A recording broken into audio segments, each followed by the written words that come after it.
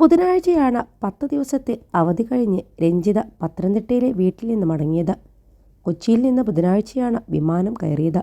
ഇന്നലെ ഉച്ചയ്ക്ക് അഹമ്മദാബാദിൽ നിന്ന് ലണ്ടനിലേക്ക് പുറപ്പെട്ട വിമാനത്തിൽ രഞ്ജിതയുമുണ്ടായിരുന്നു. യുവതിയുടെ മരണവാർത്തയറിഞ്ഞതിൻ്റെ ഞെട്ടലിലാണ് ബന്ധുക്കളും നാട്ടുകാരും. സ്കൂൾ വിട്ട് വീട്ടിലേക്ക് എത്തിയപ്പോഴാണ് രഞ്ജിതയുടെ മകൾ മരണവാർത്ത അറിയുന്നത്.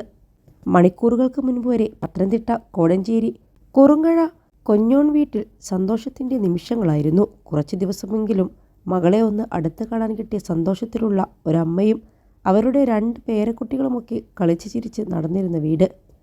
എന്നാൽ അഹമ്മദാബാദിലെ വിമാനാപകടത്തിൽ രഞ്ജിത എന്ന അവരുടെ പ്രിയപ്പെട്ടവൾ വിട പറഞ്ഞതിൻ്റെ ആഘാതത്തിലാണ് ആ വീടും അവർക്ക് ചുറ്റുമുള്ള നാട്ടുകാരും.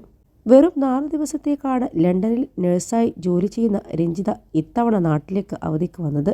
കഴിഞ്ഞ വർഷമാണ് രഞ്ജിതക്ക് സർക്കാർ ജോലി ലഭിച്ചത്. 5 വർഷത്തെ ലീവ് എടുത്ത് വിദേശത്ത് ജോലിക്ക് പോയ രഞ്ജിത അതിൻ്റെ പുതുക്കലുമായി ബന്ധപ്പെട്ട ഒപ്പിടലിന് വേണ്ടിയാണ് നാട്ടിലേക്ക് അവധിക്ക് വന്നത്. ഒപ്പം കുടുംബത്തോടൊപ്പമുള്ള കുറച്ച് നല്ല നിമിഷങ്ങളും അവർ ആഗ്രഹിച്ചിരുന്നിരിക്കണം.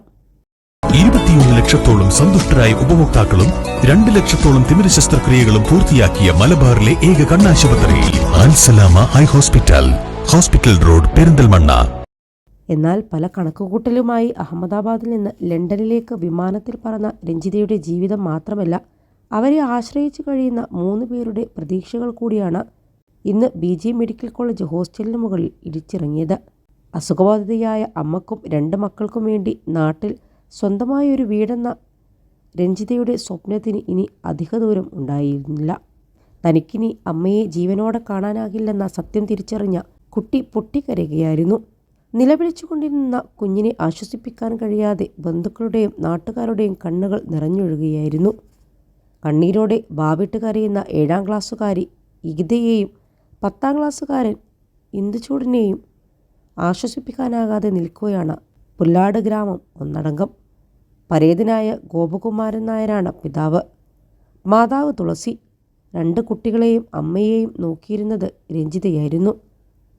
കുട്ടികളും അമ്മയും നാട്ടിലായതുകൊണ്ട് തന്നെ വിദേശത്തെ ജോലി ഉപേക്ഷിച്ച് നാട്ടിൽ തന്നെ സ്ഥിരതാമസമാക്കാനായിരുന്നു രഞ്ജിതയുടെ തീരുമാനമെന്ന് പ്രദേശവാസികൾ പറയുന്നു.